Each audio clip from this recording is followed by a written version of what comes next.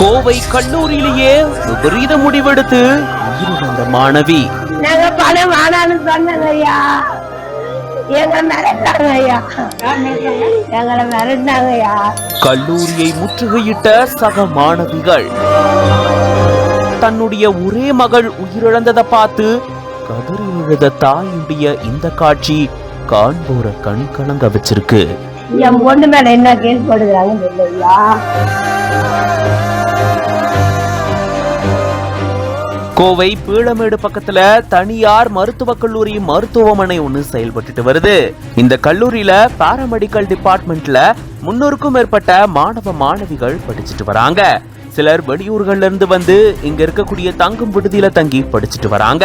இந்த நிலையில திருவண்ணாமலை பகுதியை சேர்ந்த 18 வயதான மாணவி ஒருத்தங்க முதலாம் ஆண்டு பாராமெடிக்கல் அலாய்ட் சயின்ஸ் படிச்சுட்டு வந்திருக்காங்க. முதலாம் ஆண்டு மற்றும் 3ஆம் ஆண்டு மாணவ மாணவிகளுக்கு அங்க இருக்கக்கூடிய மருத்துவமனை 4வது கட்டிடத்துல பயிற்சி நடந்துட்டு இருந்திருக்கு. அப்போ மாணவிகள் உணவருந்து போயிட்டு வந்ததா கூறப்படுது. அப்போ ஒரு மாணவியினுடைய பையில வைக்கப்பட்டிருந்த 1500 ரூபாய் பணம் காணாம போனதா கூறப்படுது. இந்த நிலையில தான் அங்க என்ன நடந்தது அப்படின்ற கல்லூரி பேராசிரியர்கள் அவங்களுடைய விளக்கத்தையும் அளிச்சிருக்காங்க. இந்த பணம் காணாம போனதை தொடர்ந்து அங்க அறைக்குள்ள இருந்தவங்க எல்லார்கிட்டையும் இது தொடர்பா கேள்வி கேட்டதாக தெரிவிச்சிருக்காங்க. அறையில கடைசியா இருந்த மாணவிகள் அங்க வேலை செய்யக்கூடிய ஆட்கள் உட்பட எல்லார்கிட்டையும் இது தொடர்பா விசாரிச்சதா அவங்க தரப்புல இருந்து தெரிவிக்கப்பட்டிருக்கு. அந்த மாதிரி தான் மாணவி கிட்டையும் அவங்க விசாரிச்சதாகவும் சொல்லப்படுது.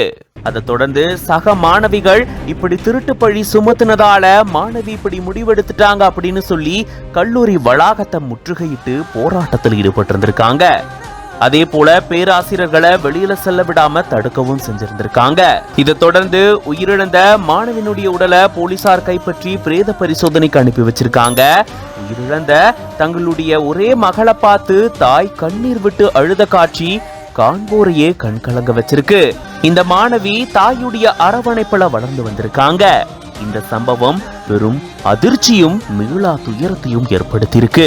எந்த ஒரு பிரச்சனைக்கும் இந்த மாதிரியான முடிவுகள் தீர்வாகாது. அதனால இந்த மாதிரியான முடிவுகளை யாரும் எடுக்க வேண்டாம். ஒருவேளை அந்த மாதிரியான எண்ணங்கள் இருந்தா உடனடியா உதவி மைய எண்ணான 104 அழையுங்க.